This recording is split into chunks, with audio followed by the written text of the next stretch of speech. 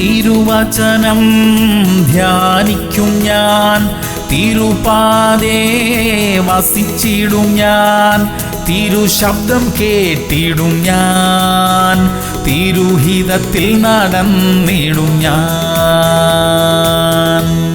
യോഹന്നാൻ 2:5. അവന്റെ അമ്മ ശുശ്രൂഷക്കാരോട്, അവൻ നിങ്ങളോട് എന്തെങ്കിലും കൽപ്പിച്ചാൽ അത് ചെയ്യുവിൻ എന്ന് പറഞ്ഞു. പ്രിയമുള്ളവരെ, അനുസരണത്തിലൂടെയാണ് അനുഗ്രഹം ലഭിക്കുന്നത്. കർത്താവ് എന്തെങ്കിലും നമ്മോട് കൽപ്പിച്ചാൽ അത് ചെയ്യണം. ദൈവത്തെ അനുസരിക്കുമ്പോൾ മനുഷ്യരുടെ അഭിപ്രായത്തിനും അനുവാദത്തിനും കാത്തിരിക്കേണ്ട കാര്യമില്ല. തിരുവചനത്തിൽ ദൈവം എന്ത് കൽപ്പിച്ചിരിക്കുന്നുവോ അതിനാണ് പ്രാധാന്യം. നമുക്ക് ലഭിക്കേണ്ട അനുഗ്രഹങ്ങൾ ഒന്നും നമുക്ക് നഷ്ടമാകാതിരിക്കട്ടെ. യേശു എന്തെങ്കിലും കൽപ്പിച്ചാൽ അത് നമുക്ക് അനുസരിക്കാം. പ്രാർത്ഥിക്കാം. സ്വർഗീയ പിതാവേ, അവിടുന്ന് ഞങ്ങളോട് കൽപ്പിക്കുന്നതെല്ലാം അനുസരിക്കാനുള്ള കൃപ തരണമേ. അനുസരിക്കുമ്പോൾ ലഭിക്കേണ്ടതായ എല്ലാ ആത്മീക ഭൗതിക അനുഗ്രഹങ്ങളാലും ഞങ്ങളെ നിറയ്ക്കണമേ അപ്പാ. യേശു ക്രിസ്തുവിന്റെ നാമത്തിൽ തന്നെ.